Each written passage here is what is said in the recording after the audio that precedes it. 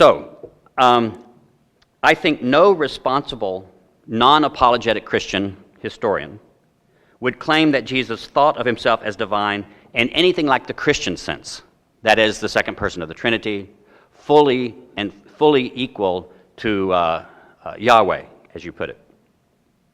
Fully divine as God the Father, in any way equal to God the Father, as one person of the Trinity, as the second person of the Trinity, in which the Holy Spirit is the third person, as not created but generated by God, etc. All those creedal statements, which I believe are true creedally, I don't think any responsible historian would say the historical Jesus considered himself any of those things. If the historical Jesus considered himself divine in any possible sense, it would not have been in the Orthodox Christian sense. That's my first point. But could the historical Jesus have considered himself divine in some kind of sense? Since there were many people who did claim divine status for themselves or other human beings they knew, it's not as unlikely as some apologists have claimed. As some people have said that, if Jesus didn't actually claim to be divine, then he was a liar or he was a lunatic if he was a human being who did this. I think, for example, Alexander the Great really believed himself to be divine in his lifetime. I think it's quite possible that some of the Roman emperors thought that they were divine also, in some sense, and a fairly high sense. There may have been religious figures who claimed some kind of divine status for themselves. But do we have evidence that Jesus looked like these kinds of figures? And I don't think so. First, I think it is unlikely, simply from the beginning, in the first place, that Jesus thought he was divine for the following reasons. I assume that whatever Jesus was, he was a pious Jew, uneducated for the most part, and at home in rural and village settings. He was a Jewish peasant from Galilee. He may have seen himself as a prophet.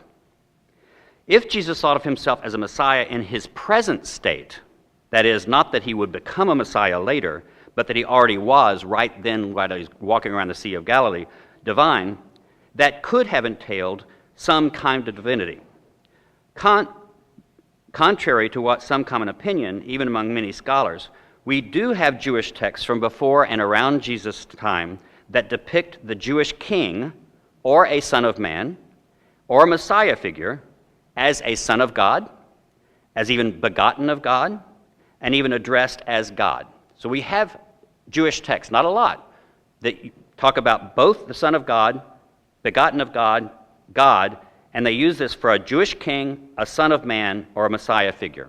All those things you find. Now, notice, this is not all in any package. Some texts have some of these things together, other texts have some of the others together, but it's at least possible. Certain psalms, later Greek translations of those psalms, a text or two from the Dead Sea Scrolls, and other Second Temple Jewish literature rarely, but do indeed depict a divine Messiah, though one certainly subordinate to God himself.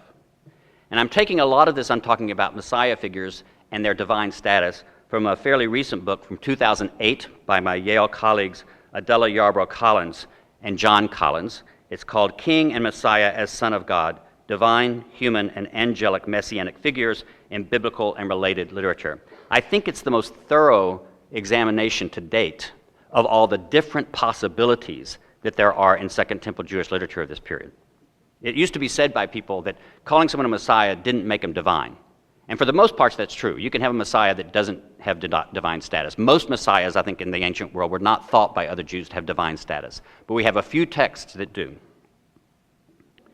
But the picture of Jesus we get from our best sources, which I take to be for his life, the Synoptic Gospels, Matthew, Mark, and Luke, don't seem to depict him as claiming that kind of royal messianic status for himself during his lifetime. And Collins also believe this. And I think because he was an illiterate Jewish peasant from rural and village Galilee, he would have appeared blasphemous and crazy to have made such claims during his lifetime, and I don't believe we have evidence that he did so besides his crucifixion. So even if he claimed messianic status for himself, it does not seem that he added divine status to it. In other words, I think it's more likely that Jesus may have thought of himself as Messiah than that he thought himself as a divine Messiah.